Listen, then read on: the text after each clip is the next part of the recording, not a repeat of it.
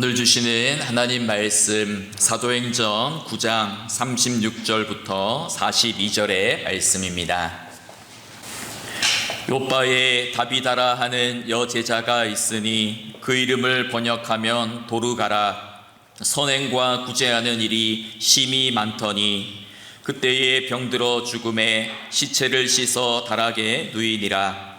룻다가 요바에서 가까운지라 제자들이 베드로가 거기 있음을 듣고 두 사람을 보내어 지체 말고 와달라고 간청하여 베드로가 일어나 그들과 함께 가서 이르매 그들이 데리고 다락방에 올라가니 모든 과부가 베드로 곁에 서서 울며 도르가가 그들과 함께 있을 때에 지은 속옷과 겉옷을 다 내보이거늘 베드로가 사람을 다 내보내고 무릎을 꿇고 기도하고 돌이켜 시체를 향하여 이르되 다비다야 일어나라 하니 그가 눈을 떠 베드로를 보고 일어나 앉는지라.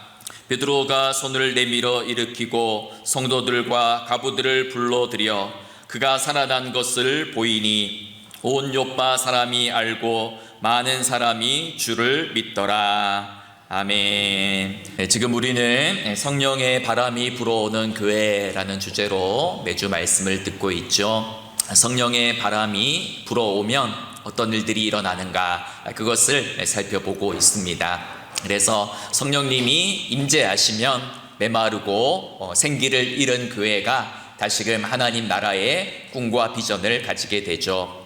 또 성령님께서 임하시면 흩어졌던 성도들의 마음이 다시금 하나가 되고 마음을 같이하여 기도에 힘쓰는 일들이 일어나게 됩니다. 또 성령님께서 임하시면 에스겔의 마른 골짜기의 뼈들과 같이 죽어있던 교회가 다시금 살아나서 하나님의 강력한 군대가 되는 그러한 역사가 나타나지요. 그리고 성령님께서 임하시면 깨어졌던 관계들이 다시금 회복되어지고 성령 안에서 사랑으로 하나 되어 부흥하는 그러한 역사가 나타나게 됩니다. 오늘 우리는 여기에서 한 가지 질문을 더 던지려고 합니다. 성령의 바람이 불어오는 교회인데 그러면 성령의 바람은 결국 어디를 향하여 불어가는가라는 그런 고민을 해야 되죠. 성령의 바람은 우리를 이 예배당이라는 편안한 공간 속에만 머물게 하지 않죠. 성령님의 능력은 우리끼리만 어떤 신비한 놀라운 체험을 하고 성령의 역사를 경험하도록 우리를 이 안에만 가두어 놓지 않습니다. 성령의 바람은 궁극적으로 교회의 문을 열고 문 밖으로 또 우리의 이웃으로 일상으로 우리를 밀어내면서 세상으로 나아가 성령의 사람으로 살아갈 것을 말씀하지요. 그래서 성령의 은혜를 경험한 자는, 성령의 놀라운 은사를 받은 자는 그 경험을 교회 안에서만 가두어 두어서는 안 되고 교회의 담장 밖으로 나아가서 그 은혜를 세상으로 흘려보내는 삶을 살아야 됩니다. 오늘 본문에 등장하는 다비다라는 사람이 바로 그런 사람이었죠. 성령을 경험하고 하나님의 은혜를 체험한 그 은혜를 가지고 자기 혼자 교회 안에만 머물러 있었던 것이 아니라 선행과 구제와 봉사를 통하여서 이웃에게 선한 영향력을 미친 그러한 인물이었습니다. 오늘 36절에 보니 요바에 다비다라 하는 여제자가 있으니 그 이름을 번역하면 도르가라. 선행과 구제하는 일이 심히 많더니 라고 이야기하죠. 여기서 우리가 주목할 단어는 여제자라는 단어입니다. 우리 신약 성경을 통틀어서 여성에게 제자라는 호칭이 붙은 것은 오늘 본문이 유일합니다. 많은 제자들이 있었지만 구체적으로 제자라는 단어를 여성에게 붙인 것은 다비다가 유일하다라는 것이죠. 우리가 알듯이 이 유대 사회는 철저한 가부장적 사회, 남성 중심의 사회였습니다. 그래서 당시 여성들은 공적인 그러한 자리에 나아가서 발언을 할 수도 없고 또 어떤 배움의 기회를 얻지도 못하고 사역의 기회에서도 소외되고 배제된 그러한 존재였죠. 그런데 나가의 다락방에 성령님이 임하시자 어떤 일들이 일어났습니까? 선지자 요엘의 예언대로 성령이 부어주는데 어떤 자에게 부어졌는가? 남종과 여종에게 성령이 부어지고, 성령이 부어지자 당시에 있었던 모든 그러한 사회적인 그러한 장벽과 벽들이 무너지는 일들이 나타나게 되었죠. 그래서 유대인과 헬라인, 남자나 여자, 종과 자유인이 하나 되는 그러한 역사가 나타나게 되었습니다. 그래서 이제는 여성도 성령의 은혜를 경험하고 성령님이 임하시자 여성도 당당히 예수 그리스도의 제자가 되어 공적인 사역들을 감당하게 되었다라는 것이죠.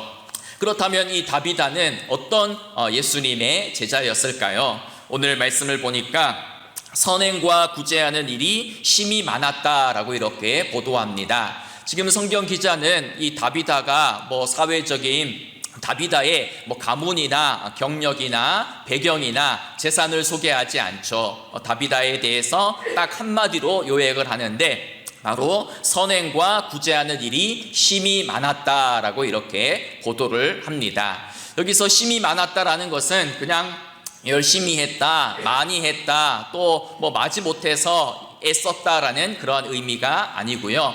원문으로 보면 심히 많다라는 것은 가득 차서 밖으로 흘러 넘치다라는 그러한 뜻입니다. 무슨 말입니까? 마치 그릇에 물이 가득 차면 그 물이 바깥으로 흘러가듯이 다비다의 마음에 예수님의 사랑이 충만하고 성령으로 충만하였기에 그 예수님의 사랑과 성령님의 충만함이 저절로 흘러 넘쳐서 밖으로 드러나게 되었는데 그것이 바로 선행과 구제라는 열매를 통하여 드러나게 되었다라는 말이지요. 예수님께서 이 땅에 계실 때에 과부와 고아들을 돌아보시고 약한 자들을 돌보는 삶을 사셨기에 그분의 발자취를 따르는 이 다비다라는 이 여제자 역시 가난하고 소외된 자들을 돌보고 섬기는 그러한 삶을 살았다라는 것이죠. 여러분, 오늘 세상 사람들은 교회에 무엇에 관심이 있을까요? 교회 건물이 얼마나 웅장한가, 교회에 얼마나 많은 사람들이 모이는가, 거기에는 사실 별다른 관심이 없습니다. 교회의 크기가 아니고 교회가 품고 있는 사랑의 크기를 보고 있는 것이죠. 사람들은 우리가 입술로 고백하던 교리보다는 우리의 삶을 봅니다. 우리의 행동과 섬김을 보는 것이죠. 그래서 교회가 아무리 웅장하고 화려할지라도 사랑이 없다면 세상은 결코 감동하지 않습니다. 그런데 반대로 교회가 작고 연약하다 할지라도 그 속에 사랑이 있다면 그 사랑을 보고 세상 사람들은 감동하고 그 사랑을 보고 예수님을 만나는 그러한 복음의 역사와 기적이 일어나는 것이죠. 여러분, 사랑이라는 것은 여러분 사랑합시다, 우리도 사랑해야 됩니다 라고 이렇게 의무감으로 억지로 쥐어짤 수 있는 게 아니죠. 사랑은 의무감이 아니로 흘러 넘치는 것입니다. 내 안에 사랑이 가득해야지만 사랑이 흘러 넘쳐서 사랑을 베풀 수 있는 것이죠. 내가 성령으로 충만해야지 그 성령 충만함이 나의 일상과 이웃으로 흘러 들어갈 수 있다라는 것입니다. 그래서 우리는 먼저 사랑 충만, 성령 충만한 사람이 되도록 하나님께 간절히 기도해야 되죠. 그래서 우리 모두가 성령님을 다시금 경험하고 만나고 내 안에 메마른 사랑의 샘물이 다시금 솟아나서 그 사랑이 주변으로 또 이웃으로 우리 광덕의 또 주민들에게로 흘러 들어가는 그러한 일들이 일어나기를 소망합니다. 그런데 오늘 본문은 뜻밖의 그런 당혹스러운 사건을 또 보도하지요. 오늘 본문 37절에 보니까 그때에 다비다가 병들어서 죽었다. 그래서 시체를 다락에 씻어서 누였다라고 이렇게 이야기합니다. 여러분, 다비다는 예수님의 사랑과 성령의 은혜를 간직하고 그것을 가지고 이웃을 섬겼던 교회의 보배와 같은 그런 일꾼이었습니다. 그런데 그 일꾼이 어떤 병에 걸렸는지 중병에 걸려서 또 죽게 되었다라는 그런 이제 사건이 일어나게 된 것이죠. 성경에는 나와 있지 않지만 아마도 요파 교회의 성도들은 많은 충격을 받고 슬픔에 빠졌을 것입니다. 하나님, 왜 이렇게 아름답고 귀한 사람을 왜 이렇게 빨리 데려가십니까? 이렇게 선한 사람을 왜 하나님 살려주지 않으십니까? 라는 그러한 마음으로 또 기도를 했을 것입니다. 그래서 당시 이 욥바의 성도들은 당시 유대의 관습에 따라서 사람이 죽으면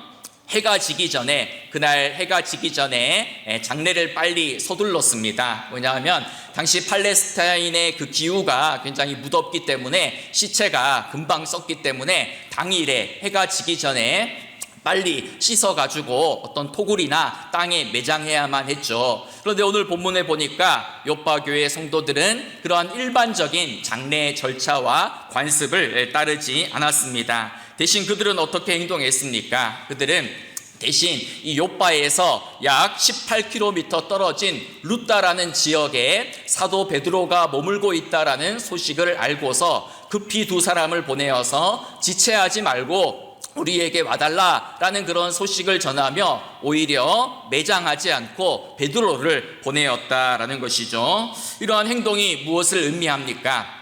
욥바의 그 교회 성도들에게 부활의 신앙이 있었음을 알려주는 것이지요. 그래서 그들은 단지 다비다를 애통해하고 그리워하고 그 죽음 앞에서 슬퍼했던 것이 아니고 대신 그들의 마음 가운데는 이 죽음의 권세, 사망의 권세를 깨뜨리신 예수 그리스도의 그 부활의 능력을 믿는 믿음이 있었다라는 것입니다. 그래서 인간적인 관점에서 보면 숨이 끊어져서 더 이상 소망이 없지만 그럼에도 그들은 부활신앙을 붙잡고 하나님의 놀라운 능력이, 예수 그리스도의 부활의 능력이 베드로를 통하여 임한다면 이 다비다가 살아날 것을 믿었던 것이죠. 그래서 베드로를 청했던 것입니다. 그래서 청함을 받은 베드로가 일어나서 급히 욥바로 달려와서 그 시체가 누워있는 다락방으로 올라갔습니다. 그가 문을 열고 들어가니 그곳은 많은 과부들이 모여서 눈물을 펑펑 흘리고 있었죠. 그때의 모습을 39절이 이렇게 보도하죠. 베드로가 일어나 그들과 함께 가서 이르매 그들이 데리고 다락방에 올라가니 모든 과부가 베드로 곁에 서서 울며 도르가가 그들과 함께 있을 때에 지은 속옷과 겉옷을 다 내 보이거늘 이라고 이야기합니다. 지금 베드로 앞에서 눈물을 흘리고 있는 사람들은 여러 과부들이었습니다. 과부는 누구입니까? 남편을 일찍 여인 사람이죠. 요즘은 과부들도 잘 살 수 있지만 고대 사회에서 이 과부라는 것은 사회적인 또 법적인 경제적인 보호망이 전혀 없는 세상에서 가장 약하고 또 힘들게 살아가는 사람들이 바로 이 과부였습니다. 그래서 당시에 남편이 없다라는 것은 극심한 빈곤과 또 생명의 위협을 의미했습니다. 그래서 이 과부들이 지금 베드로 앞에 울고 있는데 뭘 손에 들고 있는가 보았더니 베드로에게 이렇게 이야기하는 겁니다. 사도님, 이것을 보십시오. 이 옷은 다비다가 우리를 위하여 선수 지어준 옷입니다. 이 겉옷은 다비다가 우리를 위하여서 만들어준 옷입니다 라고 그렇게 울며 이야기하고 있었다라는 것이죠. 여러분, 옷 한 벌 가지고 그렇게 유난을 떠나라는 생각이 들 수도 있지요. 그런데 당신은 오늘날과 같이 공장에서 대량 그 재봉틀이 있어서 옷을 대량으로 생산하는 그러한 시대가 아니죠. 당시에는 어떻게 옷을 만들었겠습니까? 옷을 만들 때 때로는 양털을 갖기도 하고 손수 또 배틀을 짜서 옷감을 1000조각을 만들어야 됐고 그 천을 또 재단해야 되고 그 천을 또 바느질을 한 땀 한 땀해서 이렇게 다 수고와 정성과 땀방울로 만드는 것이 바로 옷이었습니다. 그리고 그 옷은 가난한 사람들이 낮에는 옷을 입는 것이었고 밤에는 그 겉옷은 추위로부터 생명을 지켜주는 가장 중요한 재산이 바로 옷이었다라는 것이죠. 여러분, 다비다가 이렇게 과부들을 위하여서 옷을 지어주면서 무슨 생각을 했을까요? 다비다의 취미생활이 옷 짓는 것이니까 취미생활로 옷을 지었을까요? 아니면 내가 착한 일을 많이 해가지고 하늘의 상급을 많이 쌓아야지 이런 마음으로 옷을 지었을까요? 그렇지 않죠. 아마도 다비다는 기도하면서 이 옷을 지었을 것입니다. 그래서 밤새 초롱불 아래에서 그 바느질을 하느라 손이 부르트는 그 붙은 손을 부르튼 손을 가지고 기도했을 것입니다. 어떤 기도를 했을까요? 하나님, 이 옷을 입는 과부들을 지켜주십시오. 그리고 이 과부들이 이 옷을 입어서 이 육체만, 몸만 따뜻해지는 것이 아니고 예수님의 사랑을 옷 입게 해주십시오. 예수님께서 그들을 지켜주시고 그들이 결코 혼자 있지 않음을, 예수님이 함께하고 있음을 그들이 알게 해주세요 라는 그러한 마음으로 바느질을 했지 않았겠습니까? 그래서 다비다가 남긴 것은 단순한 그 착한 일, 단순한 선행과 구제가 아니라 예수님의 사랑을 전하는 그러한 강력한 사랑의 흔적이었고, 다비다가 행했던 가장 강력한 그러한 선교가 바로 바느질이었다라는 것을 알 수가 있는 것이죠. 여러분, 여기서 우리는 우리의 삶을 돌아보아야 되죠. 나는 무엇을 남기고 세상을 떠나갈 것인가? 언젠가 우리도 세상을 다 떠나게 되겠죠. 그러면 우리의 장례식장에도 사람들이 찾아와서 이런 말 저런 말을 할 것입니다. 그때 사람들이 무슨 할까? 그것을 한번 우리가 상상할 필요가 있죠. 그래서 장례식장에 와서 이런저런 얘기도 하겠죠. 그런데 그 사람들이 장례식장에 와서 결국 감동하고 그 사람 마음속에 영원히 기억 속에 남는 것은 뭐겠습니까? 세상에 있을 때 얼마나 잘 살았느냐, 땅이 얼마나 많았느냐, 얼마나 잘 살았느냐, 그것을 기억하지가 않죠. 사람들이 이야기를 하고 감동을 나누는 것은 결국 우리가 남긴 사랑의 흔적이다라는 것입니다.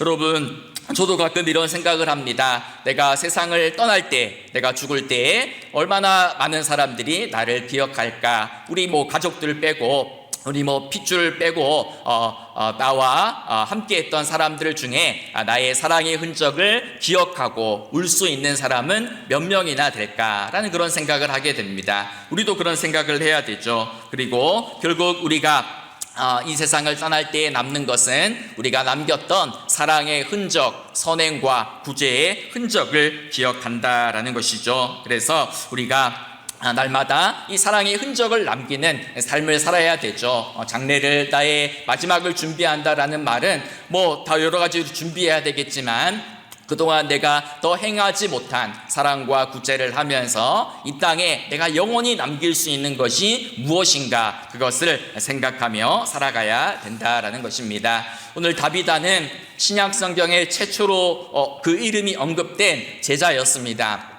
그런데 다비다가 남겼던 설교문이나 다비다가 했던 말은 한마디도 기록되어 있지 않죠. 오직 다비다의 그 바느질만이 언급되어 있습니다. 무슨 말입니까? 다비다의 바느질이 바로 곧 다비다의 설교였고, 다비다의 증언이었고, 다비다의 선교였다라는 것입니다. 여러분, 우리가 이 땅에 전도하고 또 선교하고 세상을 향하여서 증언할 수 있는 것이 무엇이겠습니까? 그것을 또 고민하며 또 사랑을 실천하고 선행과 또 구제에 더 힘쓰는 또 우리 모두가 되기를 소망합니다.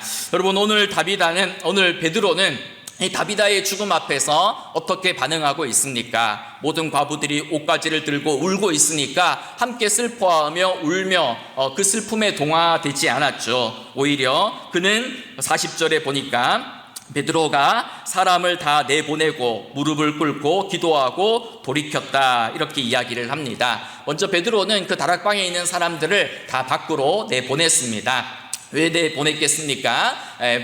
베드로가 어떤 자신의 사도적인 권위를 내세우거나 어떤 내세우거나 기적을 행해서 사람들의 이목을 끌기를 원치 않았습니다. 그래서 그곳에 있는 울고 있는 사람들을 다 내보내고 나서 오직 생명과 죽음의 주관자 되신 하나님 앞에 단독자로 서서 무릎을 꿇고 간절히 기도를 했죠. 그래서 예수 그리스도의 그 부활의 능력이 이 차가운 시신 위에 임하기를 간절히 기도했습니다. 그리고 성령에 충만하여서 다비다 시체를 향하여서 이렇게 외쳤죠. 다비다야 일어나라 하니 그가 눈을 떠 베드로를 보고 일어나 앉았다라고 이렇게 이야기를 하죠. 다비다야 일어나라 라는 이 외침은 사실 예수님의 그 외침을 떠올리게 합니다. 왜냐하면 마가복음 5장에 보면 예수님께서 누굽니까? 그 회당장 야이로의 딸이 죽었을 때에 야이로의 죽은 딸을 향하여서 뭐라고 외쳤습니까?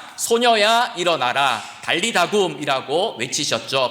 바로 그 외침을 떠올리게 합니다. 아마도 베드로는 예수님이 이 땅에 공생의 사역을 하셨을 때에 그 야이로의 딸을 살리는 그 장면을 직접 가까이에서 지켜보았죠. 그리고 그 지켜본 모습을 기억하면서 이 베드로도 예수님과 똑같은 그러한 부활의 그러한 능력을 믿고 또 똑같이 흉내내어서 그렇게 다비다야 일어나라 라고 외친 것이죠. 그래서 달리다굼, 다비다굼 이렇게 한 글자밖에 차이가 나지 않습니다. 일어나라 라고 이렇게 강력하게 선포했던 것입니다. 그래서 이것은 단순히 병자를 치유하는 그러한 주술이 아니라 주문이 아니라 죽음과 사망의 권세를 깨트리는 가장 강력한 부활의 선포였다라는 것이죠.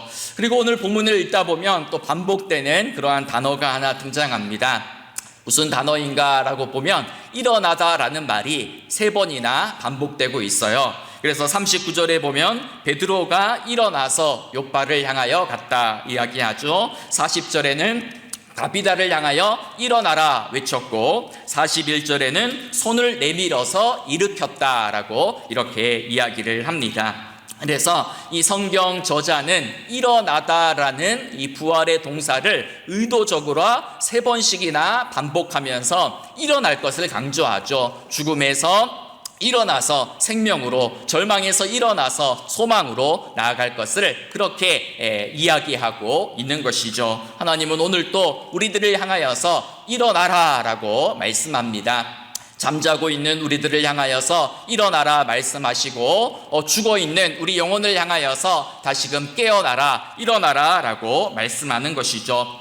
잠자는 교회여 성령의 능력으로 일어나라. 생기를 잃은 성도요 낙심과 절망의 자리에 주저앉아 있는 성도요 성령의 능력으로 일어나라 라고 말씀하십니다. 그래서 우리도 주저앉아 있는 것이 아니고 죽어 있는 것이 아니고 다시 일어나서 자리를 털고 일어나서 영적인 침체에서 벗어나서 일어나서 세상을 향하여 나아가서 선행과 구조를 통해서 복음을 전하는 그러한 삶을 살아가야 되는 것이죠. 여러분 오늘 베드로가 간절히 기도했더니 이 다비다가 살아나는 놀라운 기적이 일어났습니다. 죽었던 다비다가 눈을 뜨고 살아나게 된 것이죠. 이 일을 왜 하나님께서 일으키셨습니까? 단순히 다비다가 착한 일을 많이 했으니까 다비다에게 생명을 주신 것이 아니고 그것을 뛰어넘어서 가장 중요한 사건을 보도합니다. 바로 오늘 42절이죠. 뭡니까? 온 욥바 사람이 알고 많은 사람이 주를 믿더라 라고 이렇게 이야기를 하는 것이죠. 그래서 성경의 오늘 기적이 가리키는 궁극적인 방향은 결국은 전도고 결국은 생명을 살리는 그러한 일임을 알 수가 있습니다. 하나님이 다비다를 살리신 이유는 단지 그곳에 모인 과부들이 기적을 보고 놀라워하도록 하기 위함도 아니고 다비다가 선행을 많이 했으니 그 선행에 대해서 복 주시는 그러한 개념도 아니고 다비다의 그 삶과 생애와 죽음과 부활을 통하여서 오직 예수 그리스도만이 드러나기를 하나님은 원하셨던 것이죠. 그래서 욥바의 많은 사람들이 이 사실을 알고 놀라워하고 또 복음을 믿고 예수님을 영접하는 그러한 역사가 나타나도록 하기 위함이었다라는 것입니다. 여러분 살아생전에 다비다가 많은 선행과 구제를 행했습니다. 그런데 그 선행과 구제를 행할 때에 그 즉시 모든 욥바의 사람들이 예수를 믿은 게 아니에요. 그 선행과 구제는 어떤 작업이었습니까? 강팍하고 메마른 욥바 사람들의 그 딱딱한 그 마음을 기경하고 엎어놓는 옥토와 같이 그 마음을 바꾸어 놓는 그러한 작업이었죠. 그리고 이 다비다가 죽었을 때에 그 다비다의 몸에 임한 부활의 권능은 드디어 폭발적으로 일어나서 예수님을 믿게 하는 그러한 놀라운 역사로 나타나게 되었다라는 것입니다. 여러분 우리 이 땅에 교회가 존재하는 이유가 뭐겠습니까? 물론 착한 일도 하고 선행도 하고 구제도 해야 됩니다. 그런데 단지 예수 믿는 사람들은 착한 일을 많이 해야 된다. 거기에만 머물러 있으면 안 되지요. 우리가 매주 예배당에 모여서 말씀을 듣고 은혜를 경험하고 성령을 경험하고 하나님의 사랑으로 하나 되어서 교회가 해야 될 사명과 일은 무엇이겠습니까? 결국 그것은 바로 세상 속으로 들어가서 복음을 전하고 예수의 생명을 전해서 결국은 그들로 하여금 예수님을 믿고 구원받게 하는 데에 교회의 가장 중요한 핵심 사명이 있다라는 것입니다. 여러분, 우리가 이웃을 돌아보고 또 여러 가지 봉사를 하고 구제를 하고 또 때로는 손해를 보더라도 또 때로는 억울한 일을 당하더라도 선을 행하는 이유는 결국 예수 그리스도의 복음을 전하고 하나님 나라를 저들로 하여금 믿게 하기 위함이다라는 것을 기억해야 되는 것이죠. 여러분, 만약 우리 교회가 내일 이제 문을 닫게 된다면 마을 사람들이 어떤 반응을 보일까? 이런 것도 한번 생각해 보시기 바랍니다. 마을 사람들이 교회가 없어지면 아쉬워할까? 어떤 말들을 할까? 그것을 생각해야 되는 것이죠. 그래서 우리 광덕교회가 이 메마르고 또 이 강팍한 이 광덕마을에 유일한 소망이 되어야 되죠. 유일한 대안이 되어야 되죠. 이 마을에는 별 희망이 없습니다. 그런데 교회가 있기 때문에 마을에 희망이 생기고 소망이 되도록 우리 교회가 그러한 역할과 사명을 감당해야 된다라는 것이죠. 그래서 마을 사람들이 이렇게 이야기해야 되죠. 야, 이 시골 마을에 그래도 그나마 광덕교회가 있어서 참 다행이다, 참 좋다 라는 그런 말을 해야 되죠. 그리고 광덕교회에 다니는 성도님들을 보면서 참 저 사람들은 참 어려움 속에서도 낙심하지 않고 그래도 믿음으로 살아가는구나, 힘들어도 저렇게 밝은 얼굴로 살아가는구나 라는 그런 칭찬과 그런 이야기를 들을 수가 있어야 된다라는 것이죠. 여러분, 오늘 우리가 교회에서 행하는 선행과 구제는 그 자체로 의미가 있는 것이 아니고 복음을 전하는 통로임을 기억해야 됩니다. 그래서 우리도 다비다처럼 우리의 일상에서 작은 선행과 구제를 통하여서 예수님의 사랑을 전달하고 세상에 선한 영향력을 미쳐야 되는 것이죠. 어떻게 해야 됩니까? 오늘 목사님 설교를 들었으니까 야, 나도 착한 일을 해야 되지, 이런 결단만으로 이루어지지 않죠. 어떻게 됩니까? 내가 성령을 경험해야 됩니다. 하나님의 은혜를 경험해야 됩니다. 내 안에 하나님의 사랑이 가득해서 예수 그리스도의 십자가 보혈이 가득 차서 성령의 은혜가 가득 차서 그것이 저절로 흘러 넘쳐서 이웃으로 드러나고 흘러 들어가고 사랑과 선행과 구제로 나타나야 되는 것입니다. 말하기는 저와 여러분 우리 모든 한 사람 한 사람이 오늘 들었던 말씀을 기억하면서 하나님 다비다처럼 사랑의 흔적을 남기는 사람이 되게 해주십시오. 다비다처럼 사랑의 흔적을 남기는 우리 광덕교회가 되게 해주십시오. 세상에 선한 영향력, 거룩한 영향력을 미치는 우리 성도들과 교회가 되게 해주십시오. 또 그렇게 기도하고 결단하고 또 그렇게 살아갈 수 있는 힘을 성령께서 부어주시기를 또 기도하는 우리 모두가 되기를 간절히 소망하며 축복합니다.